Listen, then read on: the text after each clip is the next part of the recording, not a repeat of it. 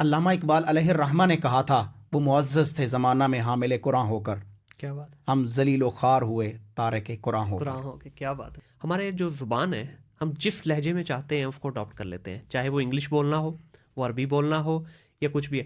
قرآن پاک کی جب بات آتی ہے تو ایسی کیا وجہ ہے کہ ہم شاید اس طرح سے اس لذت کے ساتھ ہماری آواز نہیں بن پاتی جو آپ کو عرب میں نظر آتی ہے؟ میں خود عرب قاریوں کا بہت بڑا دائی ہوں، اور ایک دفعہ جو ہے نا واقعی آپ کی روح جو ہے نا کانپ اٹھتی ہے جب آپ ان کی آواز سنتے ہیں۔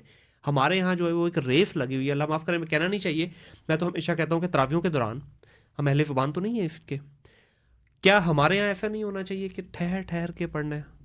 قرآن کی آیت بھی ہے نا اسی کے اوپر، اللہ اکبر۔ ٹھیک ہے؟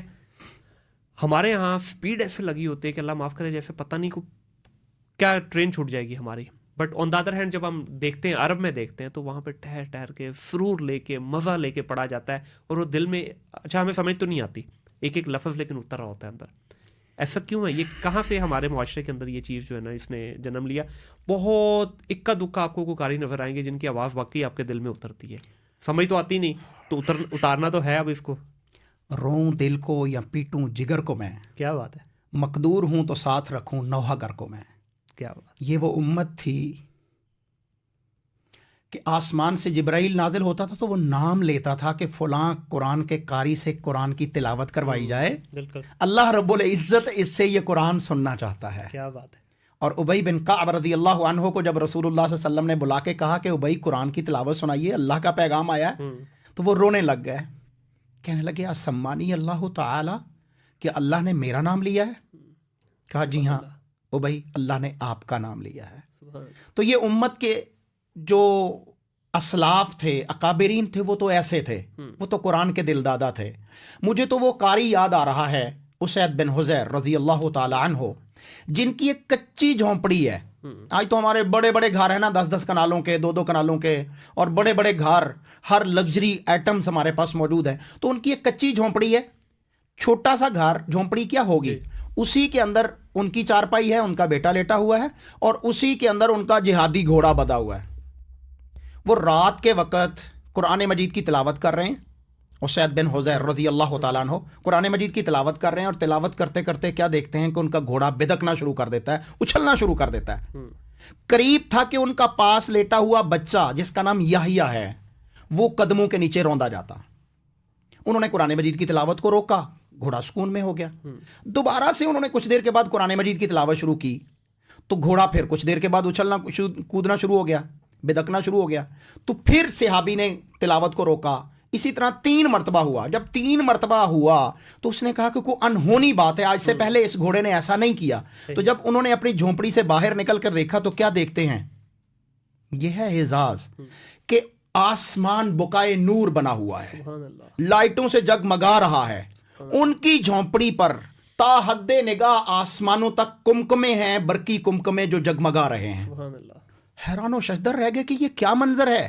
صبح کو فجر نبی کریم صلی اللہ علیہ وسلم کے ساتھ پڑھی اور اپنا رات کا سارا قصہ اور واقعہ ماجرا بیان کیا تو رسول اللہ صلی اللہ علیہ وسلم نے فرمایا، اسید جانتے ہو وہ کون تھے؟ آسمان کے فرشتے تھے جو تمہارے قرآن کی تلاوت سننے کے لیے آئے تھے۔ ہماری تو راتیں یہ ہوا کرتی تھی، ہمارے تو نوجوان یہ ہوا کرتے تھے۔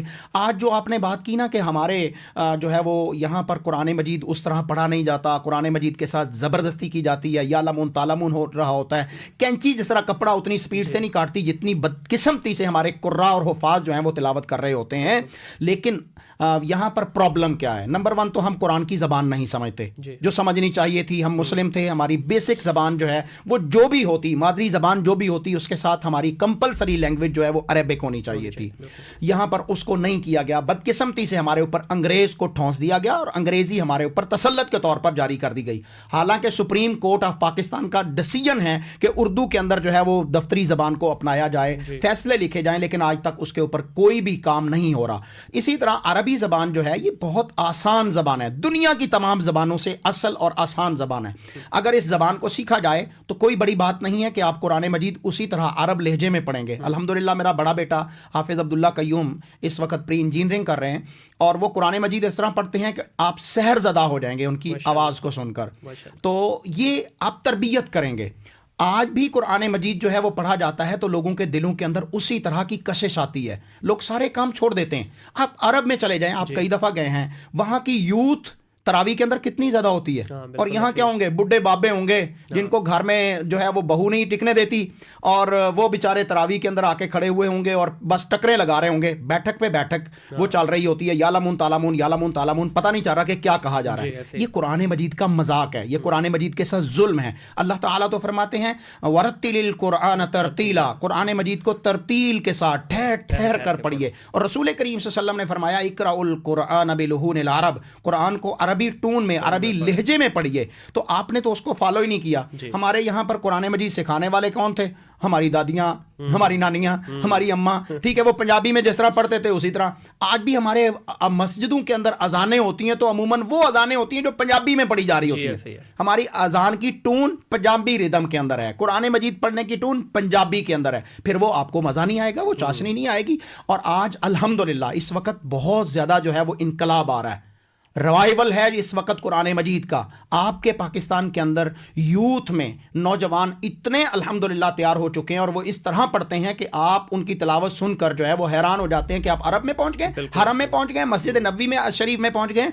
यहाँ तक कि एक नौजवान, मुझे याद आया कि इमाम काबा अब्दुर्रहमान अस्सुदैस हाफिज़हुल्लाह ताला पाकिस्तान तशरीफ़ लाए और उनकी तशरीफ़ आवरी पर पंजाब के वज़ीर आला, उस वक़्त के वज़ीर आला चौधरी परवेज़ इलाही साहब थे, तो उन्होंने लाहौर से एक कारी साहब, नौजवान लड़का, उसको तिलावत के लिए बुलाया और उन्होंने कुरान मजीद की तिलावत की तो सुदैस मुंह में उंगली देकर हैरान हो गया कि ये मेरी कॉपी कर रहे हैं। अल्लाह अकबर। अब्दुर्रहमान सुदैस की कॉपी कारी अब्दुल वदूद हासिम कर रहे हैं। और जब कारी सुदैस साहब खड़े हो तो उन्होंने कहा ये तो पाकिस्तानी सुदैस है। तो आज नौजवानों ने उस तरफ अल्हम्दुलिल्लाह अंगड़ाई ली है। इस वक्त बहुत सारे इदारे हैं, बहुत सारी तंजीमें हैं जो कुरान मजीद पर बिलखुसूस काम कर रही हैं, लेकिन वो अभी बहुत थोड़ी हैं, बहुत ज़्यादा काम अभी बाकी है। लेकिन यहाँ पर जहाँ पर हमारे इदारों ने काम करना है, वहाँ पर अगर हुकूमतें ऐसा काम ले लें जी, यहाँ पर अरबी ज़बान को जिस तरह अल्हम्दुलिल्लाह इस वक्त जो है वो कुरान मजीद को बिलखुसूस एक सब्जेक्ट के तौर पर रखा गया है, बिल्कुल सही, 9th में 10th में, और अगर अदर क्लासेस के अंदर बाकायदा नाज़िरतुल कुरान है जिसमें तर्जमा पढ़ाया जा रहा है बच्चों को। ये बहुत अच्छा इनिशिएटिव है, इसको आगे कंटिन्यू करना चाहिए और नौजवानों को कुरान की तरफ रागिब करना चाहिए। इन्नल्लाह यरफ़उ बिहाज़ल किताबि अक़वामन व यज़उ बिही आख़रीन, अल्लाह इस किताब के ज़रिया से लोगों को इज़्ज़त देता है, उरूज देता है, और इसी किताब को छोड़ देने की वजह से अल्लाह ज़िल्लतों में मुसल्लत कर देता है। अल्लामा इकबाल अलैहिर्रहमा ने कहा था, वो मुअज़्ज़ज़ थे ज़माना में हामिले कुरान होकर, क्या बात है, हम ज़लील व ख़ार हुए तारे के कुरान हो के क्या बात है।